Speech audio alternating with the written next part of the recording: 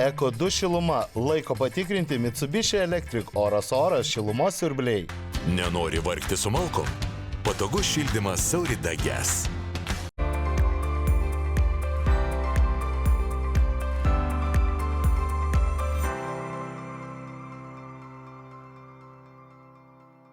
Labas rytas, su jumis sveikinasi laida Statybų gidas.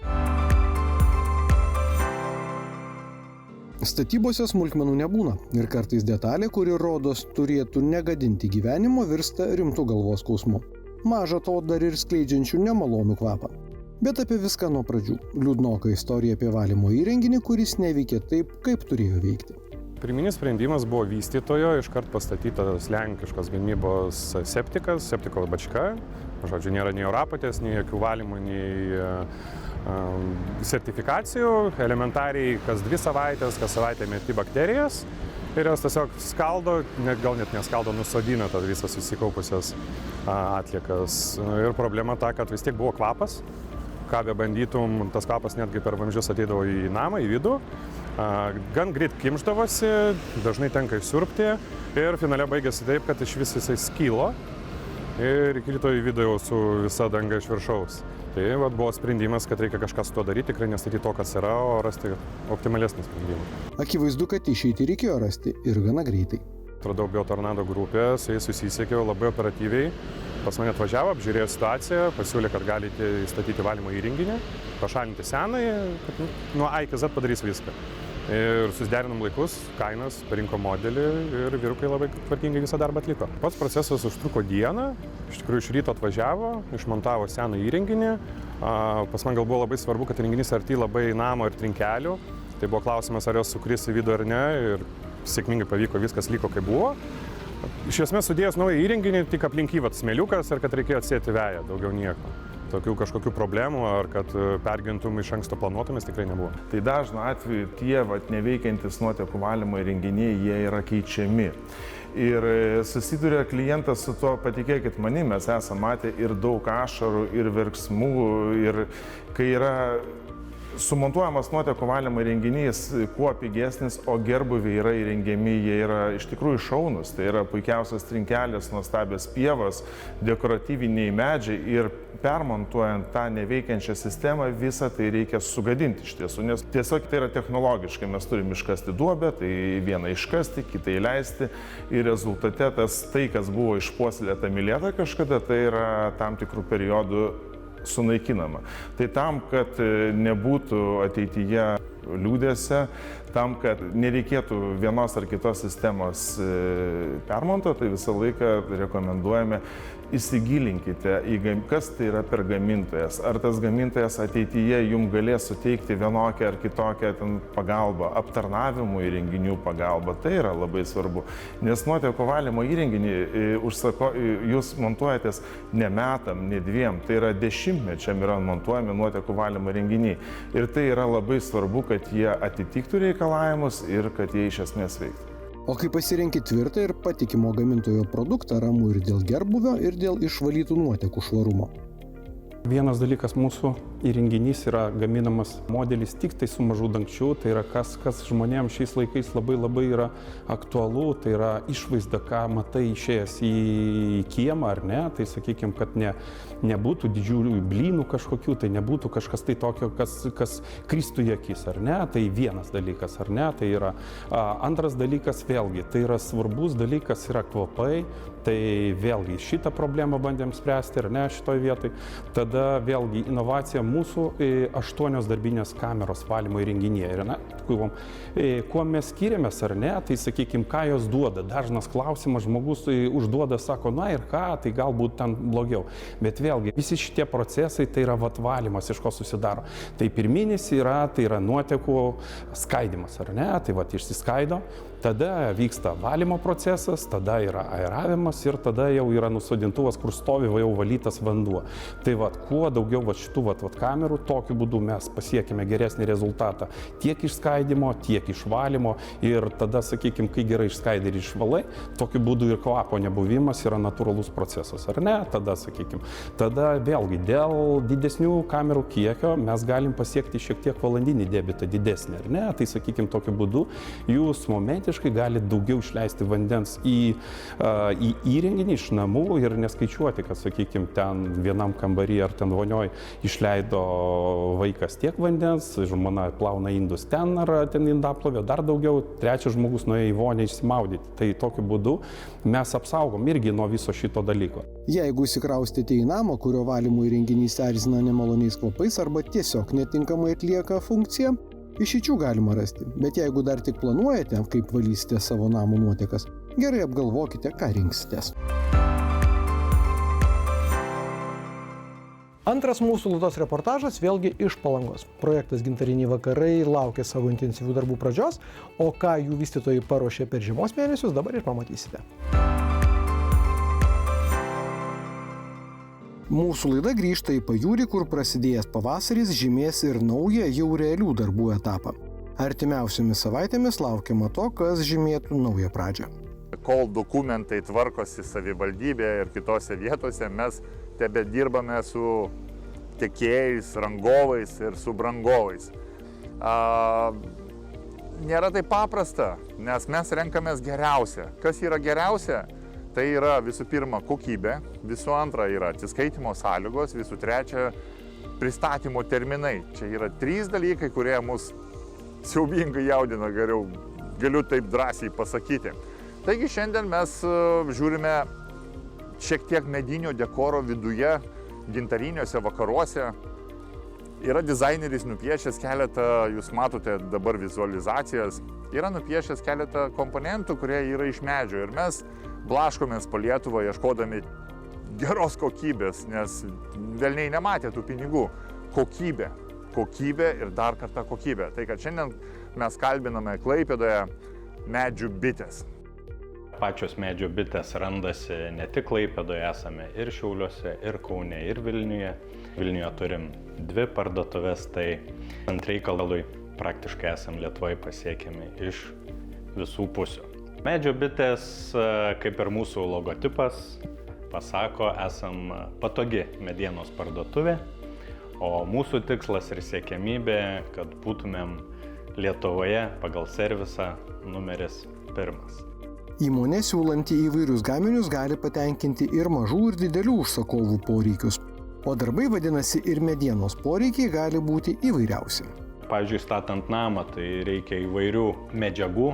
Tai jeigu stato karkasinį namą, reikės karkaso, balkių, sijų, kolonų. Namui įrengiant reikės turbūt vidaus ir lauko dailylenčių, o gerbuvį aplinkui namą tai turbūt reikės ir terasos.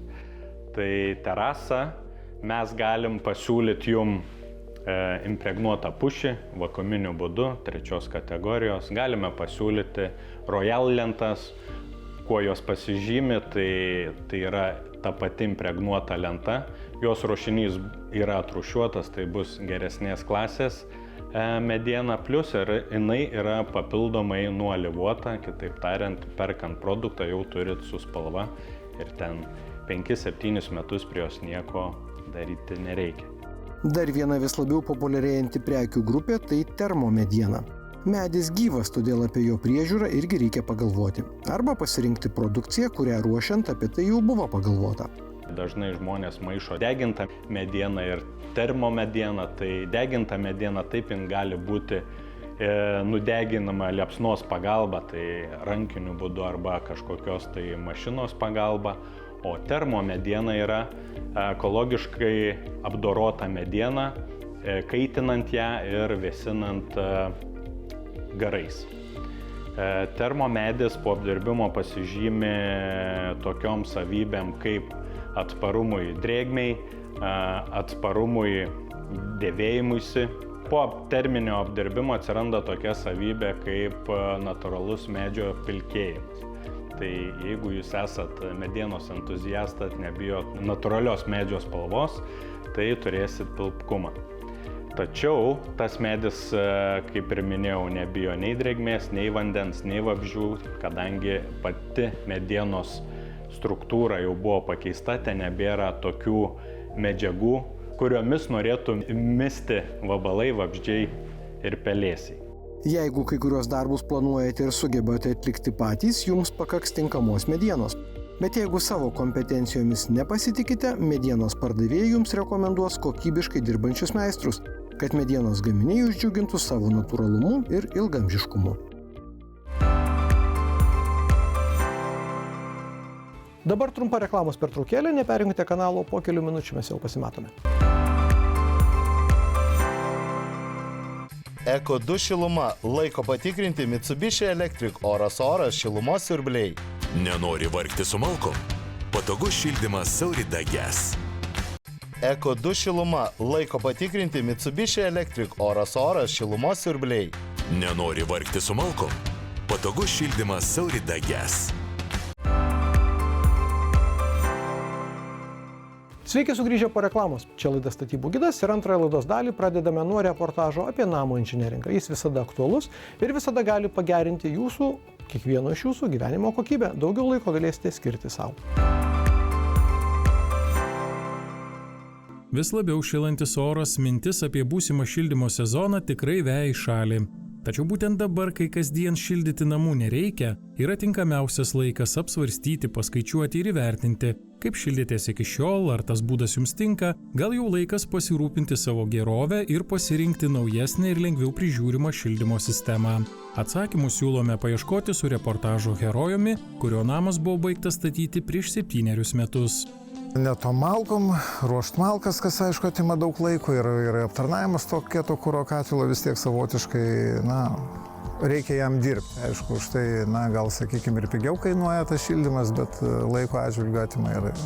Tai po truputėlį užmėskim kontaktą su Saurida. Aišku, buvo prieš tai dar minčių pasižiūrėti ir kitus variantus ir būtent vėlgi tą patį oras vanduo, tą sistemą irgi tikrai aš ją labai užžiūrėjau ir tikrai norėjau jos, bet kadangi mūsų tas namelis kombinuota turi šildymo sistemą radiatoriai plus vanduo, visgi truputėlį suabejojau šitoje vietoje, ar ta oras vanduo, ta sistema pasiteisins ir visgi finansai irgi pakankamai dideli yra.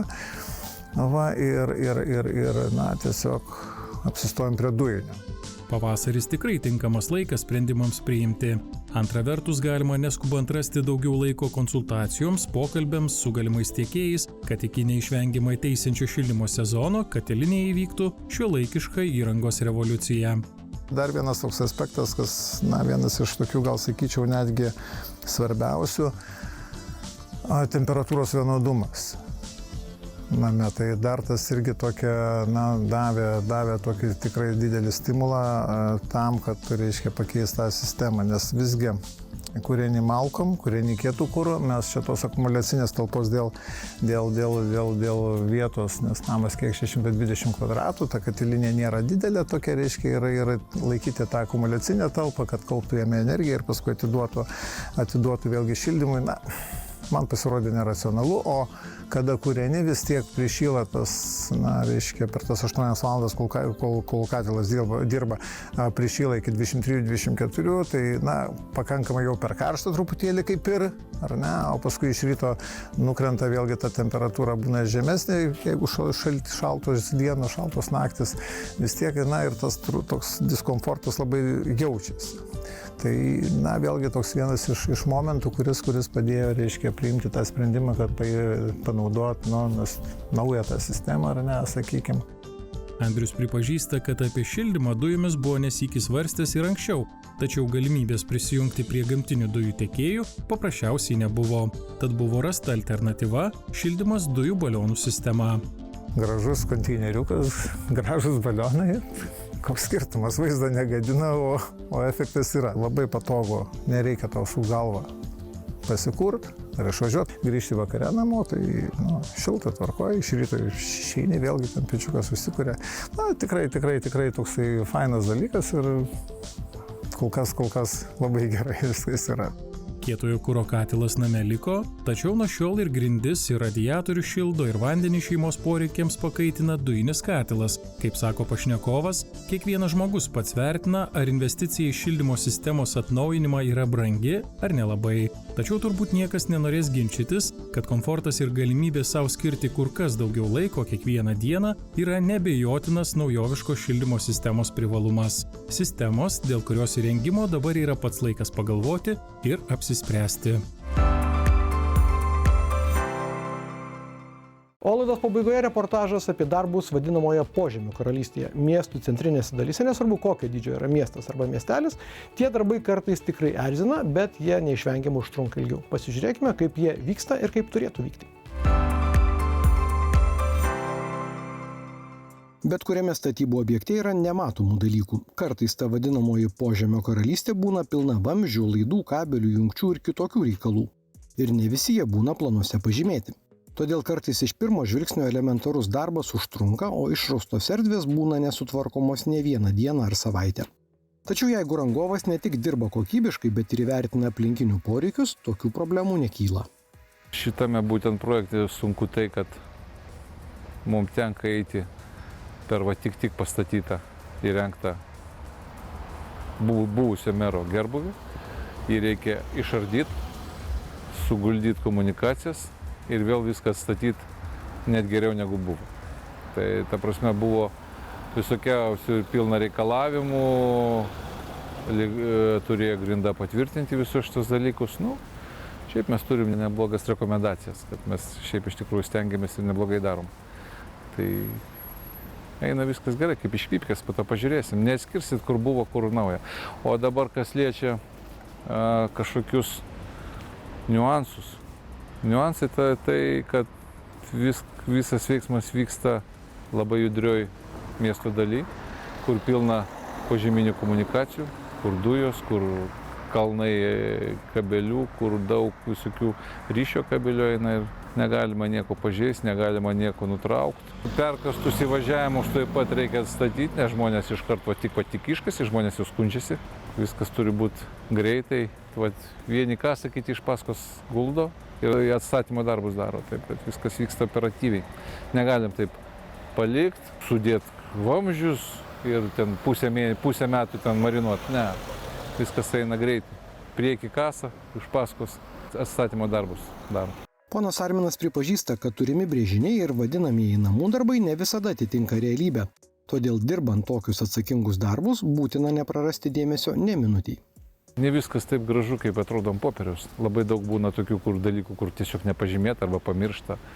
Taip kad visos komunikacijos, kurios šviežiai suguldytos, anksčiau buvo, kurios pažymėtos, mes atrandam, bet būna tokių, kurios ir nepažymėtos, todėl priekį vienas, tarkim, žmogus ardo plyteles ir vienas žmogus visą laiką stovi prie ekskavatorius, kuris stebi būtent kasimo procesą, kad jeigu atsidengs kažkoks kabelis, operatorius iš savo kabinos gali nepastebėti. O čia iš karto žmogus, kuris šurfuoja, stebi visą procesą. Pasiruošimo darbų, Dieve tu mano, kokie čia pasiruošimo darbai, yra planai, imi ir darai, viskas, tiek ir pasiruošimo darbų. Ta prasme taip, ir reikia turėti motyvuotą kolektyvą, kuris motyvuotas dirbti, greitai dirbti ir uždirbti pinigų. Kad įsipareigojimus įvykdytum laiku, būtina ir patirtis, ir technika. O vis tiek svarbiausia verslo sėkmės dedamoji – žmonės. Daug jo mes laukuose, nelaukuose prisiguldę visokiausių tų kabelių pritampę jų. Galbūt mes, sakau, nedalyvaunam pajungimo darbuose, bet būtent tų vamzdžių montavime ir rengime jo mes prisidarė ir turim patirties, žinom, kaip padaryti visą tą dalyką. Matot, vėlgi, tu kai guldai kabelį visą tą vamzdį, reikia paguldyti gražiai, lygiai, nes jeigu tu jį paguldysi va taip, kaip katinas pasiusiavo, tai jie po to nepratempia. Jeigu kabelis ilgas, tiesiog labai sunku pratraukti. Reikia išlaikyti kažkokį standartą kokybės, vis tiek, net jeigu to ir nesimato. Daro darbuotojai. Ir jeigu žmonės geri, sąžiningi, atsakingi, visą laiką bus gerai.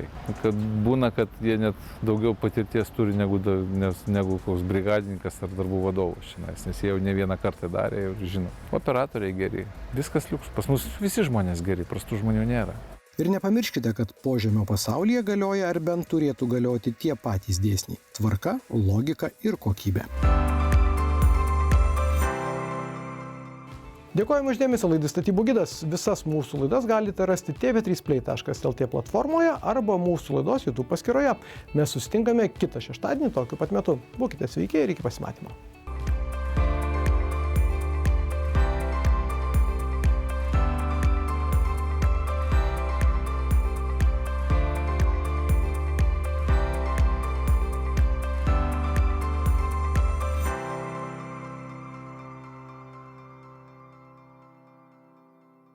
Eko 2 šiluma, laiko patikrinti Mitsubishi Electric oras šilumos siurbliai.